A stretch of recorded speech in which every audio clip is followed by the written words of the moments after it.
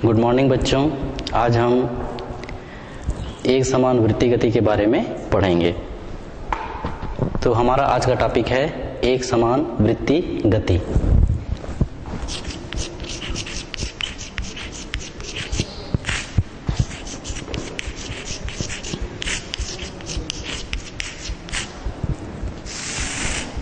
एक समान वृत्ति गति। तो यहाँ पर सबसे पहले अपन देखते हैं वृत्ति गति क्या होता है, सर्कुलर मोशन होता क्या है। तो वृत्ति गति में यदि कोई वस्तु किसी वृत्ताकार पथ पर जब कोई वस्तु किसी वृत्ताकार पथ पर गति करती है तो वस्तु के इस प्रकार की गति को हम वृत्ति गति कहते हैं। मतलब यदि कोई वृत्ताकार पथ का अनुसरण करते हुए गति करती है तो वह वृत्ति गति कहलाती है। तो ये जो वृत्ति गति है यह भी जो द्विविमी गति है उसका एग्जाम्पल है। जैसे हमने प्रक्षेप गति देखा था, प्रक्षेप गति द्विविमी गति का एक उदाहरण था, उसी प्रकार से वृत्ति गति भी द्विविमी गति का उदाहरण है। तो हम यहाँ पर देखेंगे एक समान वृत्ति गति हम किसे कहेंगे।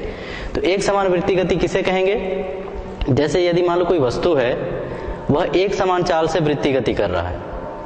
यदि मान लो कोई वस्तु है और वह वस्तु एक समान चाल से वृत्ति गति कर रहा है तो वस्तु के इस प्रकार की गति को हम वृत्ति गति कहेंगे, एक समान वृत्ति गति। तो वृत्ति गति के उदाहरण क्या क्या हो सकते हैं, जैसे पंखा जो घूमता है, जो सीलिंग फैन है घूमता है और सीलिंग फैन के पन्ने पर यदि उसके पट्टी पर यदि कोई बिंदु है तो उस बिंदु की जो गति होगी वह वृत्ति गति का उदाहरण होगा। उसी प्रकार से जैसे कोई पहिया है, साइकिल का पहिया है, उसके परिधि पर यदि मान लो कोई बिंदु है वह भी यदि गति करेगी तो उसकी गति भी वृत्ति गति का उदाहरण है। उसी प्रकार से जैसे सूर्य के चारों ओर मतलब ग्रह जो चक्कर लगाते हैं वो गति भी वृत्ति गति का उदाहरण होता है। एक्चुअल में जो ग्रह जो होते हैं सूर्य के चारों दीर्घवृत्ताकार पथ में चक्कर लगाते हैं, लेकिन फिर भी हम उसको वृत्ति गति का उदाहरण मान सकते हैं। तो इस प्रकार हम देखते हैं एक समान वृत्ति गति में यदि मान लो कोई वस्तु वृत्ताकार पथ पर एक निश्चित चाल से गति करती है तो वस्तु के इस प्रकार की जो गति है उसे हम एक समान वृत्ति गति कहते हैं। इसके बाद और देखिए एक उदाहरण मतलब एक परिभाषा ऐसे भी दिया जा सकता है, यदि मान लो कोई वस्तु है वह परिधि पर किसी वृत्त की परिधि पर यदि समान समय अंतराल में समान दूरी तय करे तो वस्तु के इस प्रकार की गति को हम एक समान वृत्ति गति कह सकते हैं। तो एक समान वृत्ति गति से संबंधित कुछ परिभाषाएं हैं जिसमें से हम सबसे पहले आवर्तकाल के बारे में जानते हैं। सबसे पहला है आवर्तकाल, इसको अंग्रेजी में बोलते हैं टाइम पीरियड। आवर्तकाल को हम कैपिटल टी से दर्शाते हैं। आवर्तकाल को हम कैपिटल टी से दर्शाते हैं। अब आवर्तकाल की परिभाषा हम कैसे देंगे, यदि मान लो कोई वस्तु वृत्ति गति कर रही है तो उस वस्तु को एक पूरे चक्कर लगाने में जितना समय लगता है तो उसे हम उस वस्तु का आवर्तकाल कहते हैं। आवर्तकाल का मतलब है ये समय है, आवर्तकाल मतलब इसको टी से दर्शा रहे हैं, यह एक समय है। किसका समय है, यदि मान लो कोई वस्तु वृत्ति गति कर रही है तो उस वस्तु को एक पूरे चक्कर लगाने में जितना समय लगता है उसे हम उस वस्तु का आवर्तकाल कहते हैं, जिसे हम कहाँ से डिनोट करते हैं, टी से दर्शाते हैं। अब इसका एसआई मात्रक क्या हो जाएगा, इसका एसआई मात्रक क्या होगा, चूंकि ये समय को दर्शा रहा है इसलिए इसका जो एसआई मात्रक है वह क्या हो जाएगा, सेकंड हो जाएगा। ठीक है। और इसका विमी सूत्र, विमी सूत्र कहाँ से डिनोट कर सकते हैं, इसमें द्रव्यमान नहीं है तो m0, लंबाई भी नहीं है तो l0, समय की विमा 1 है इसलिए 1। तो इसका जो विमी सूत्र होगा वह होगा m0 l0 t1। आवर्तकाल का विमीय सूत्र कितना होगा, m0 L0 t1 के बराबर, और आवर्तकाल को हम कैपिटल T से दर्शाते हैं। तो ये तो हो गया आवर्तकाल। इसके बाद हमारे पास एक दूसरी राशि है वृत्तीय गति से संबंधित, जिसको हम बोलते हैं आवृत्ति, या अंग्रेजी में इसको कहा जाता है फ्रीक्वेंसी।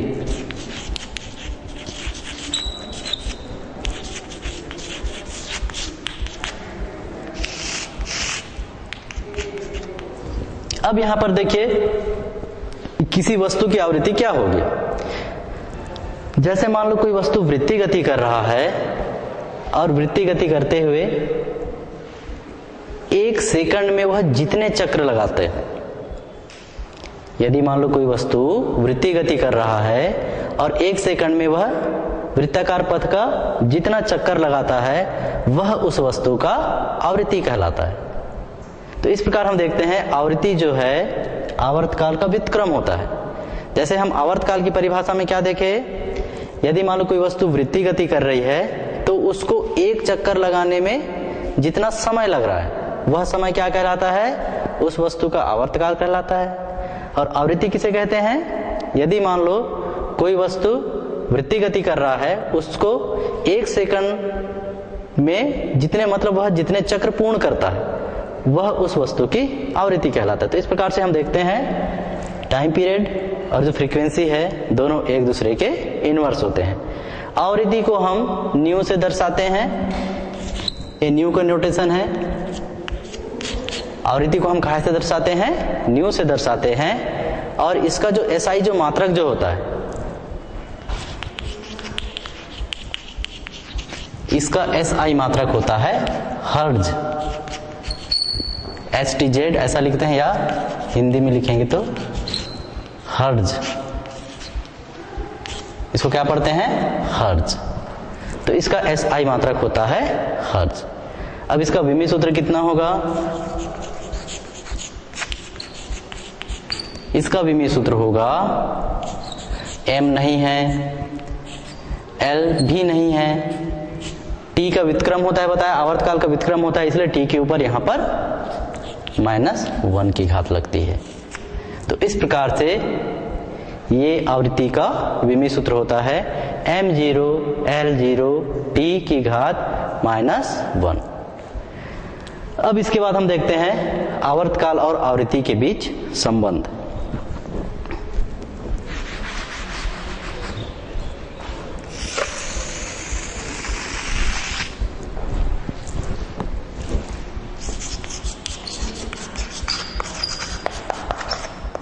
आवर्तकाल और आवृत्ति में संबंध। आवर्तकाल और आवृत्ति में संबंध दर्शाने के लिए माना कोई वस्तु है वृत्तीय गति कर रही है, उस वस्तु का आवर्तकाल t है। माना वृत्तीय गति करने वाली वस्तु का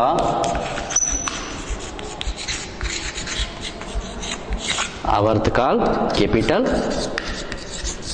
T है। तो कैपिटल T है, तो उस स्थिति में क्या होगा, T सेकंड में वह कितना चक्र पूर्ण करेगा, 1 चक्र। तो चूंकि T समय में या T सेकंड में 1 चक्र पूर्ण करता है,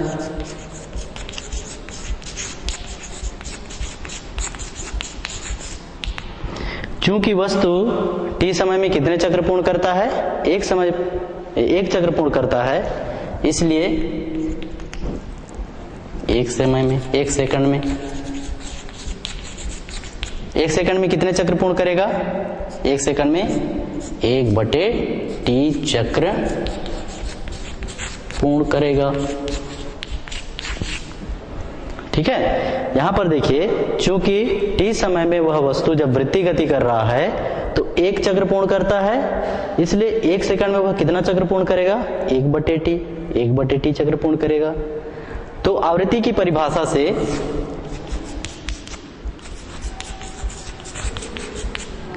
आवृत्ति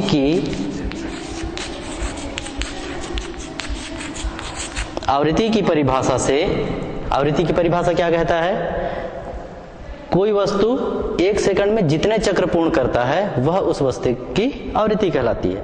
तो यहाँ पर वस्तु 1 सेकंड में कितने चक्र पूर्ण कर रहा है? 1/t चक्र पूर्ण कर रहा है। इसका मतलब आवृत्ति की परिभाषा से आवृत्ति बराबर क्या हो जाएगा? आवृत्ति new is equal to 1/t। तो ये जो संबंध है, यदि हम इसको इक्वेशन नंबर 1 से दें तो इक्वेशन नंबर 1 आवृत्ति और आवर्तकाल के बीच में संबंध है। या इसको हम ऐसा भी लिख सकते हैं, सॉरी न्यू है ये, v नहीं है, v और न्यू लिखने में अंतर है। इसको इस प्रकार से लिखा जाता है nu into t is equal to 1। या हम इसको शब्दों में लिखें तो कैसे लिखेंगे? आवृत्ति गुणित आवर्तकाल, इन दोनों का गुणनफल किसके बराबर होता है? 1 के बराबर। तो आवृत्ति और आवर्तकाल दोनों का गुणनफल 1 के बराबर होता है। तो इस प्रकार से v is equal to 1/t या v into T equal to 1, ये आवृत्ति और आवर्तकाल के बीच में संबंध है। चलो इसके बाद हम देखते हैं हम अगली राशि वृत्ति गति से संबंधित, जिसका नाम है कोणीय विस्थापन। यहाँ पर देखिए हमारा अगला टॉपिक है कोणीय विस्थापन, जिसको हम कहाँ से डिनोट कर रहे हैं? थीटा से दर्शा रहे हैं।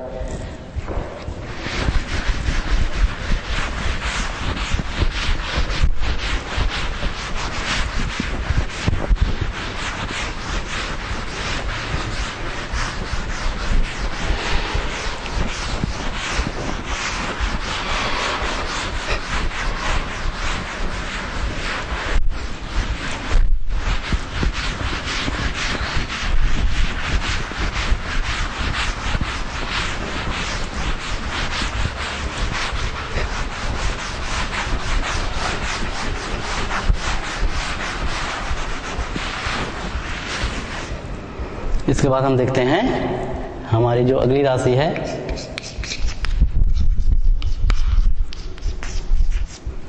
कोणीय विस्थापन। अंग्रेजी में इसको बोलते हैं एंगुलर डिस्प्लेसमेंट, चाहो तो लिख सकते हैं।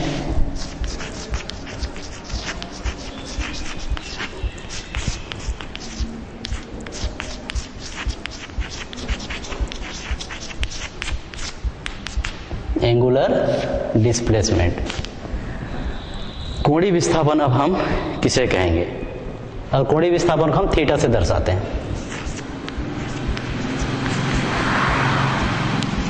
कोणीय विस्थापन को कहाँ से दर्शाया जाता है? थीटा से दर्शाते हैं।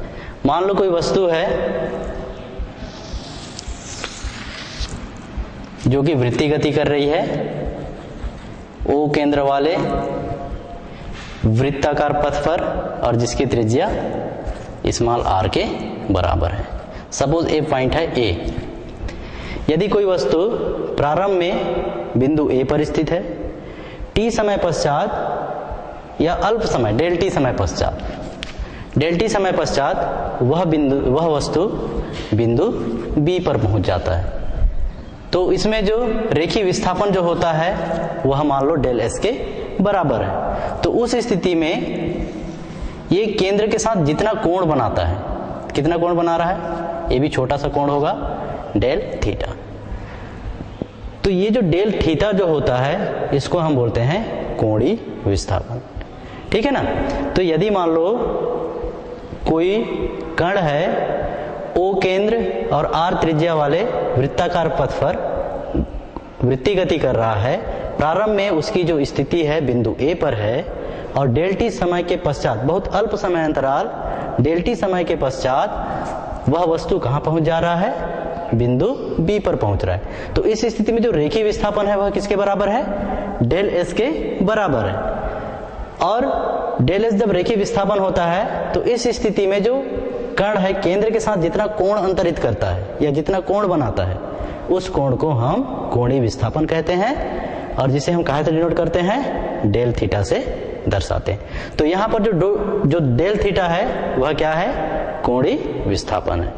इसके बाद हम दूसरे शब्दों में इसको यदि परिभाषिक शब्दों में कहें तो परिभाषिक शब्दों में हम इसको कैसे कह सकते हैं? वृत्ति गति करने वाला कोई कण दिए गए समय अंतराल में जितने कोण से घूम जाता है। वृत्ति गति करने वाला कण दिए गए समय अंतराल में वृत्ताकार पथ पर जितने कोण से घूम जाता है वह उस कण का कोणीय विस्थापन कहलाता है। उस समय अंतराल के लिए वह उस कण का कोणीय विस्थापन कहलाता है, जिसे हम कहाँ से डिनोट करते हैं? थीटा से डिनोट करते हैं। क्योंकि यहाँ अल्प समय अंतराल के लिए था इसलिए हमने यहाँ पर क्या लिखा? इसको हम डेल थीटा के बराबर लिखे। तो यहाँ पर चित्र से देखिए, इसका मान निकालते हैं। सूत्र चित्र से हमको पता है एक फार्मूला, कोण बराबर होता है चाप बटे त्रिज्या। कोण बराबर क्या होता है? चाप बटे त्रिज्या। इस फार्मूले से देखिए हमारे पास जो कोण है, कोण का मान कितना है? Del theta. चाप, कितना चाप अंतरित हो रहा है यहाँ पर? ए से बी तक कितना चाप है? ये चाप का मान डेल एस के बराबर है और त्रिज्या का मान किसके बराबर है? स्मॉल आर के बराबर। तो डेल थीटा बराबर होता है डेल एस बटे आर। यह एक सदिश राशि है। जैसे विस्थापन सदिश राशि होता है उसी प्रकार जो कोणीय विस्थापन है वह भी एक सदिश राशि है। और यहाँ पर जो रेखीय विस्थापन का जो मान जो होगा, डेल एस को क्या बोलते हैं? रेखीय विस्थापन। यहाँ पर डेल एस बराबर होता है डेल थीटा इंटू आर के बराबर। हम चाहें तो ये जो समीकरण है, ये दोनों समीकरण, इसको किसके किसके बीच का संबंध बोल सकते हैं? डेल एस रेखीय विस्थापन है और डेल थीटा क्या है? कोणीय विस्थापन। तो रेखीय विस्थापन और कोणीय विस्थापन के बीच क्या संबंध होता है? तो रेखीय विस्थापन बराबर होता है कोणीय विस्थापन गुणित वृत्ताकार पथ की त्रिज्या। ठीक है। तो यहाँ पर जो कोणीय विस्थापन जो होता है वह एक सदिश राशि है और यहाँ पर रेखीय विस्थापन का जो मान होता है वह कोणीय विस्थापन और वृत्ताकार पथ की त्रिज्या के गुणनफल के बराबर होता है। साथ ही साथ इसका मात्रक भी देख लीजिए।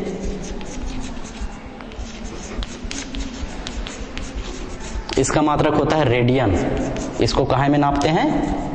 रेडियन में नापते हैं। रेडियन को संकेत में लिखते हैं RAD।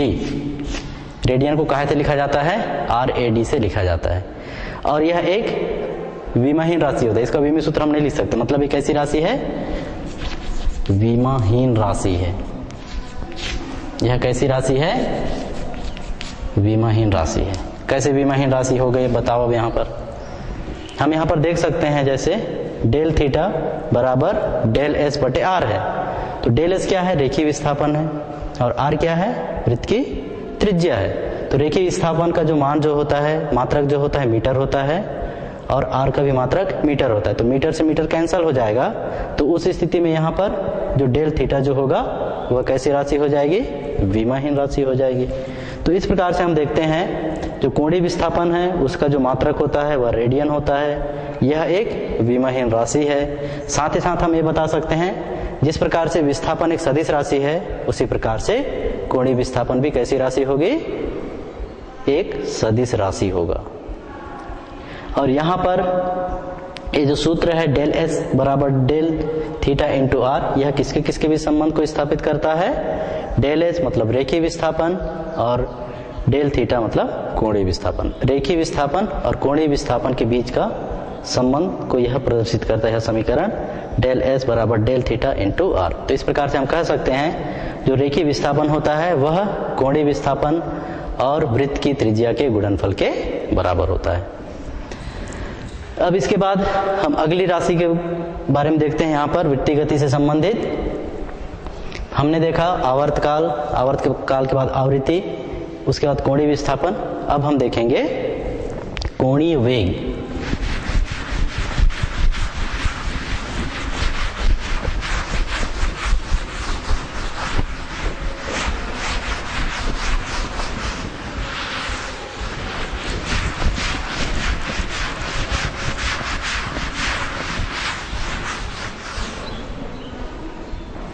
इसके बाद देखेंगे अगली राशि है कोणीय वेग।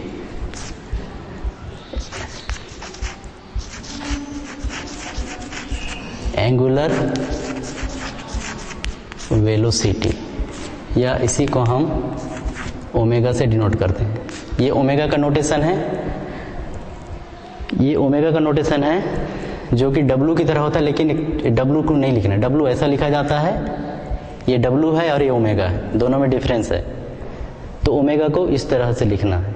तो ओमेगा किसका नोटेशन है? कोणीय वेग का नोटेशन है। तो हम देखेंगे कोणीय वेग।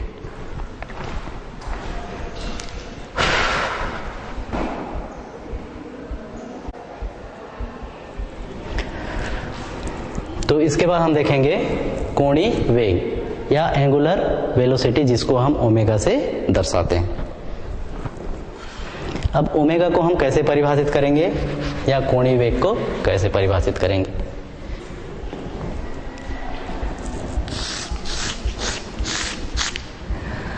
यहां पर देखिए, यदि कोई वस्तु वृत्तीय गति कर रही है तो एकांक समय में वह केंद्र पर जितना कोण अंतरित करता है उसे हम उस वस्तु का कोणीय वेग कहेंगे।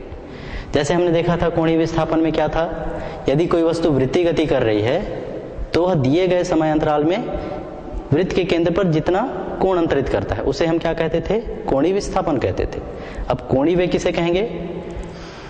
यदि कोई वस्तु वृत्तीय गति कर रही है और वह एकांक समय में वृत्त के केंद्र पर जितना कोण अंतरित करता है उसे हम उस वस्तु का कोणीय वेग कहते हैं, जिसे हम ओमेगा से दर्शाते हैं। या दूसरे शब्दों में इसकी परिभाषा ऐसे भी दी जा सकती है, वृत्तीय गति में कोणीय विस्थापन की जो दर है, वृत्तीय गति में कोणीय विस्थापन की जो दर है उसे हम कोणीय वेग कहेंगे। जैसे हमने वेग की परिभाषा दिया था या देखे थे पहले, वेग किसे कहते हैं? विस्थापन की दर को वेग कहते हैं। सिमिलरली यहाँ पर कोणीय वेग किसे कहेंगे? तो ये कोणीय विस्थापन की दर को हम कोणीय वेग कहते हैं, जिसे हम कहाँ से डिनोट करते हैं? ओमेगा से दर्शाते हैं। तो अब इसका फार्मूला क्या हो जाएगा? कोणीय वेग बराबर कोणीय विस्थापन बटे समय।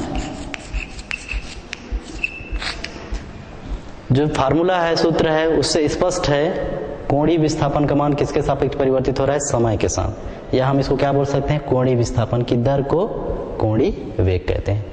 यदि हम इसको नोटेशंस के रूप में लिखें, संकेतों के रूप में लिखें, तो कोणीय वेग को कहाँ से डिनोट करते हैं? ओमेगा बराबर कोणीय विस्थापन को कहाँ से दर्शाया जाता है? थीटा से, और समय को टी से।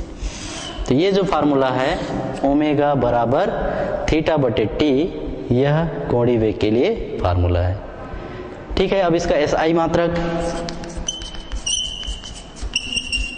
इसका एसआई मात्रक क्या हो जाएगा? थीटा का तो रेडियन होता है, थीटा का मात्रक क्या होता है? रेडियन होता है, और समय का मात्रक क्या होता है? सेकंड होता है। तो इसका मात्रक क्या हो जाएगा? रेडियन प्रति सेकंड। ऐसा भी लिख सकते हैं, आर एडी रेड सेकेंड के ऊपर -1 की घात, या इसी को हम कैसा लिख सकते हैं? आर एडी प्रति सेकंड। इन तीनों तरीकों से इसको लिखा जा सकता है। रेडियन प्रति सेकंड ऐसा लिखो, या रेडियन एस के ऊपर -1 की घात लिखो, या रेडियन प्रति सेकंड ऐसा लिखो। तीनों तरीके से हम इसके मात्रक को लिख सकते हैं। इसके बाद इसका विमीय सूत्र देखिए। इसका विमीय सूत्र कितना होगा?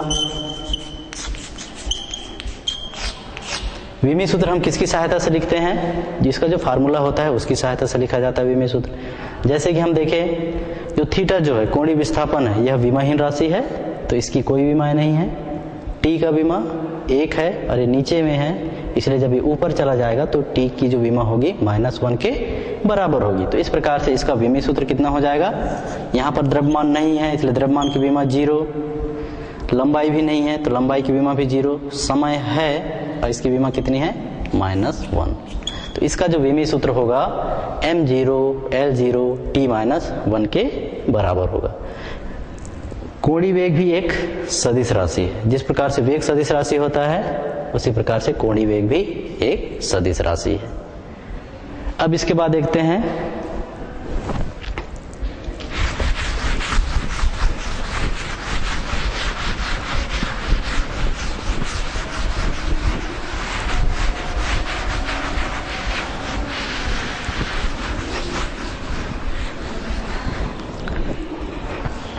इसके बाद देखिए, मान लो सूक्ष्म अंतराल डेल टी समय में कण का जो कोणीय विस्थापन है वह थीटा के बराबर है।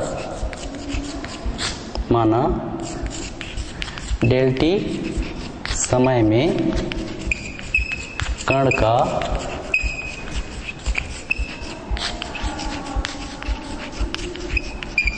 कोणीय विस्थापन किसके बराबर है? डेल थीटा के बराबर है, डेल थीटा है। तो इस स्थिति में जो औसत कोणीय वेग जो होगा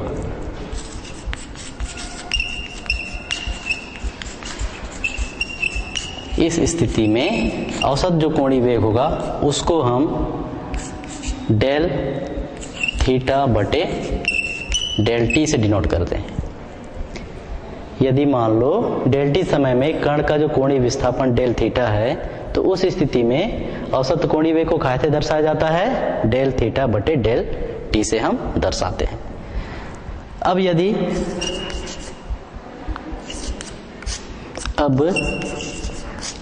चूंकि यहां पर डेल टी ऑलरेडी अल्प समय अंतराल है, यदि डेल टी का मान शून्य की ओर अग्रसित हो, मतलब डेल टी का मान धीरे धीरे शून्य हो जाए, तो उस स्थिति में जो कोणीय जो वेग होगा वह तात्क्षणिक कोणीय वेग के बराबर हो जाएगा। अतः हम यहाँ पर लिख सकते हैं ओमेगा बराबर, लिमिट लगाएंगे तो limit del T tends to 0 del theta बटे डेल टी, या इसी को लिमिट की परिभाषा से अवकलन के रूप में इसको लिखा जा सकता है। अवकलन की परिभाषा से ओमेगा बराबर डी थीटा बटे डी टी। तो इस स्थिति में जो ओमेगा का जो मान होता है या कोणीय वेग का जो मान होता है इसे हम तात्क्षणिक कोणीय वेग के बराबर कहते हैं। अब देखिए, यदि मान लो हमको पता है कोई वस्तु एक पूरे चक्कर में 2 पाई कोण से घूम जाता है, मतलब 360 अंश घूम जाता है। उसे हम यदि रेडियन के रूप में लिखें तो रेडियन के रूप में लिखेंगे तो कितना लिखेंगे? पाई रेडियन बराबर होता है 360 अंश, सॉरी 180 अंश। तो कितने रेडियन से घूम जाएगा? 2 पाई रेडियन से घूम जाएगा। तो यहां पर लिखे एक पूरे चक्कर में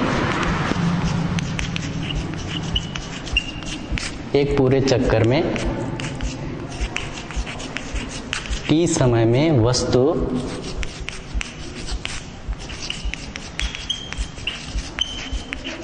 टू पाई रेडियन घूम जाता है। एक पूरे चक्कर में वस्तु t समय में वस्तु 2 पाई रेडियन घूम जाता है। अतः अब कोणीय वेग बराबर कितना हो जाएगा? डी थीटा का मतलब कितना कोण घूम गया हुआ? 2 पाई कोण घूम गया। कितने समय में? डी टी का मान कितना है? टी समय में। तो इस प्रकार से हम देखते हैं ओमेगा बराबर हमारा फार्मूला होता है एक और 2 पाई बटे टी। ओमेगा बराबर होता है 2 पाई बटे टी। इस सूत्र को भी हमको ध्यान में रखना है। इसके बाद हम देखते हैं आवृत्ति और कोणीय वेग के बीच में क्या संबंध है। आवृत्ति और कोणीय वेग के बीच संबंध,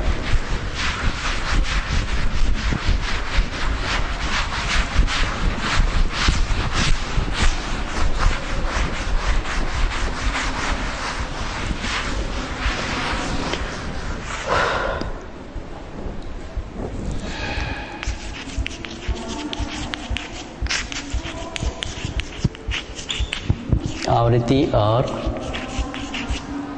कोणीय वेग में संबंध। आवृत्ति और कोणीय वेग में संबंध। वृत्तीय गति करता हुआ यदि मान लो कोई कण है, वह एक पूरे चक्कर में t समय में 2 पाई रेडियन घूम जाता है। अतः चूंकि हमको पता है कोणीय वेग बराबर होता है 2 पाई बटे t।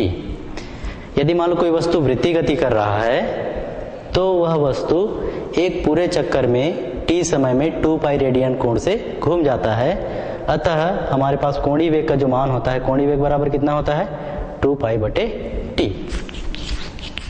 साथ ही साथ हमको ये भी पता है यदि कोई वस्तु 1 सेकंड में जितने चक्र पूर्ण करता है उसे हम उस वस्तु की आवृत्ति कहते हैं। हमको यह भी ज्ञात है आवृत्ति की परिभाषा से न्यू बराबर कितना होता है 1 बटे टी। ये हमारा दूसरा इक्वेशन है। अतः समीकरण 1 और 2 से क्या हो जाएगा,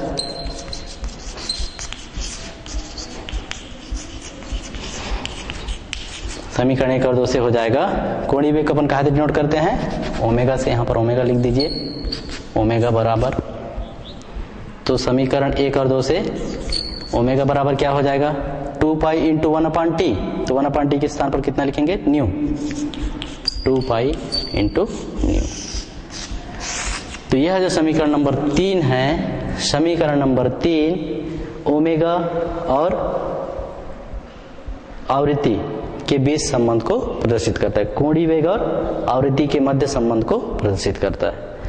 तो कोणीय वेग बराबर होता है 2 पाई इंटू आवृत्ति। तो इस प्रकार से इक्वेशन नंबर 3 आवृत्ति और कोणीय वेग के बीच में संबंध है।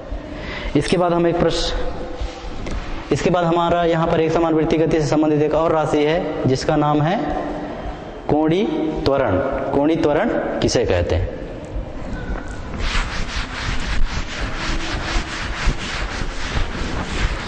अगला हमारा हेडिंग है 5वीं राशि कोणीय त्वरण, एंगुलर एक्सेलरेशन।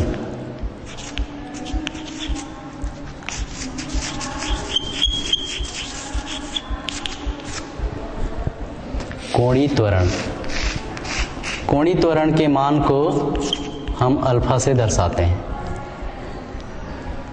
कोणीय त्वरण के मान को कहाँ से दर्शाया जाता है, अल्फा से दर्शाया जाता है। अब यहां पर हम देखेंगे कोणीय त्वरण किसे कहते हैं।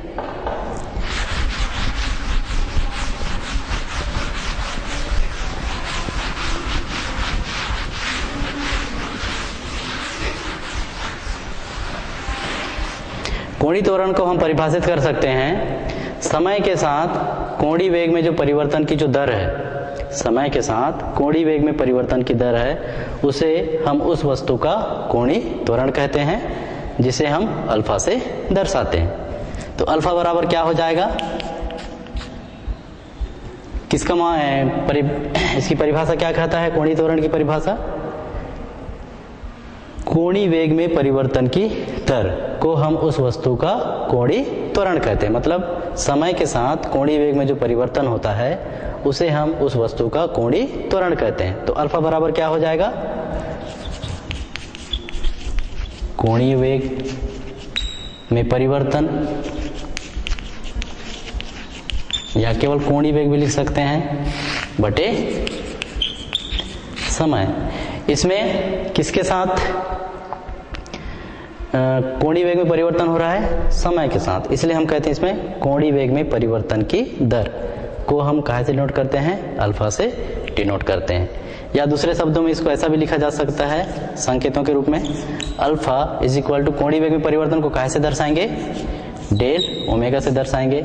समय या समय अंतराल, इसको हम ऐसा भी लिख सकते हैं, समय या समय अंतराल कितना हो जाएगा यहाँ पर, डेल टी के बराबर। तो अल्फा बराबर होता है डेल ओमेगा बटे डेल टी के बराबर। ठीक है। इसके बाद हम इसका तात्क्षणिक कोणीय त्वरण का मान भी ज्ञात कर सकते हैं। तात्क्षणिक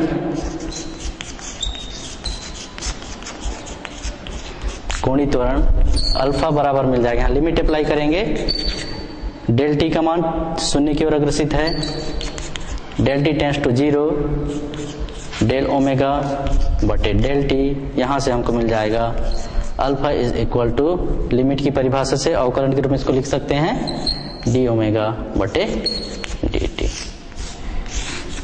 तो यह जो फार्मूला है alpha is equal to D omega बटे डी टी, यह कोणीय त्वरण को प्रदर्शित करता है। तो अल्फा बराबर होता है डी ओमेगा बटे डी टी। यह अल्फा का कैसा मान है? तात्क्षणिक मान है। इसको हम बोलते हैं कोणीय त्वरण का तात्क्षणिक मान अल्फा बराबर होता है डी ओमेगा बटे डी टी। साथ ही साथ चूंकि हमको पता है ओमेगा बराबर क्या होता है, इधर और देखिए, इसी को हम दूसरे रूप में भी लिख सकते हैं।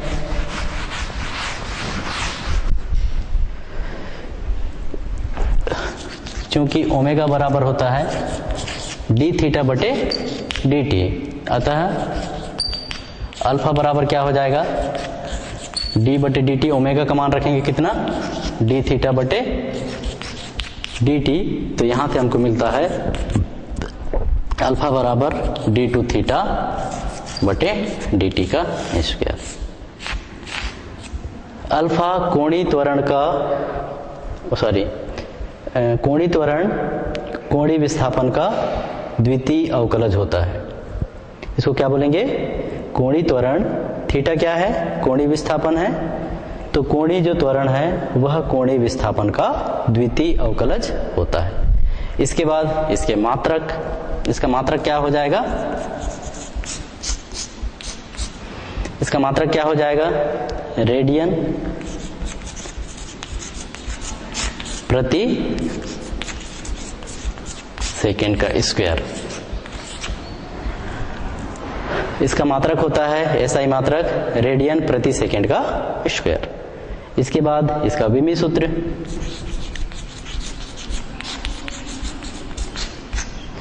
विमीय सूत्र कितना हो जाएगा? इस मात्रक से विमीय सूत्र, रेडियन एक विमाहीन राशि है, तो यहां पर द्रव्यमान नहीं है तो m0, l भी नहीं है तो l0, t कितनी बार है? नीचे में है 2, ऊपर में जाएगा तो -2, तो t की विमा -2। तो इसका विमीय सूत्र कितना होगा? m0 l0 t -2। और यह कैसी राशि होगी? सदिश राशि होगी। जिस प्रकार से त्वरण सदिश राशि होता है उसी प्रकार से कोणीय त्वरण भी सदिश राशि होता है। तो इस प्रकार से हमने एक समान वृत्तीय गति के अंतर्गत आवर्तकाल की परिभाषा देखा, आवृत्ति की परिभाषा देखे, कोणीय विस्थापन, कोणीय वेग और कोणीय त्वरण के बारे में जाने। इससे संबंधित यहाँ पर एक हम न्यूमेरिकल प्रश्न देख लेते हैं। प्रश्न लिखिए,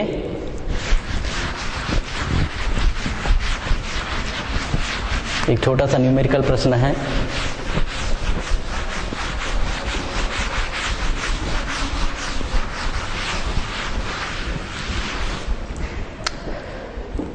कोणीय वेग ज्ञात करने के लिए लिखिए, प्रश्न है एक गतिपालक चक्र प्रति मिनट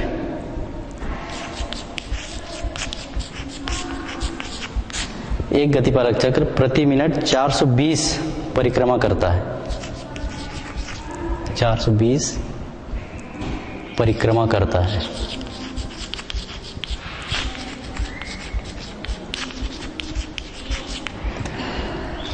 एक गतिपालक चक्र है, वह 1 मिनट में कितनी परिक्रमा करता है? 420 परिक्रमा करता है। तो हमको उसका कोणीय वेग ज्ञात करना है।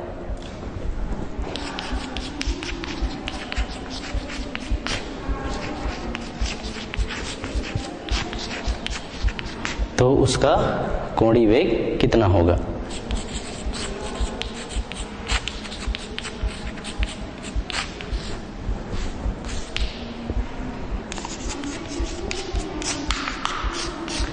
यहां पर कौन सा फार्मूला लगेगा?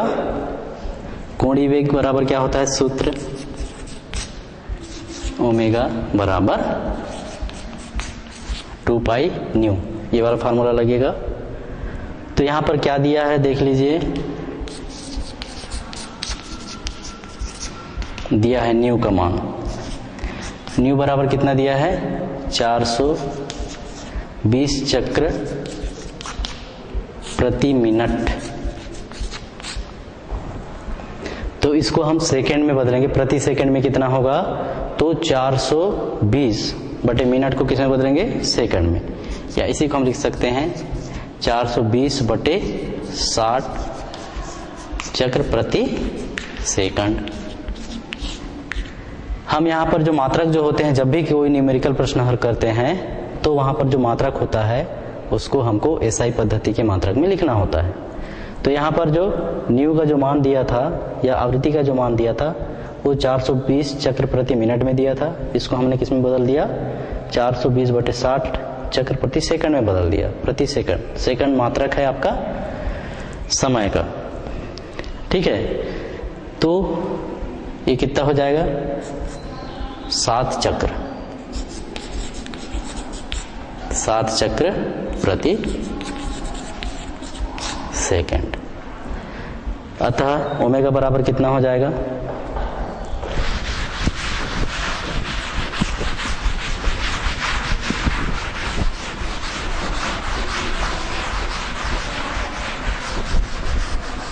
अतः कोणीय वेग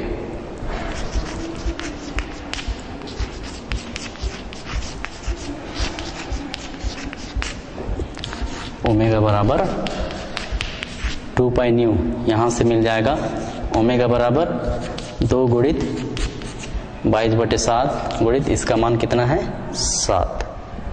ये हमको प्राप्त हो जाएगा, 7 से 7 कैंसिल हो जाएगा।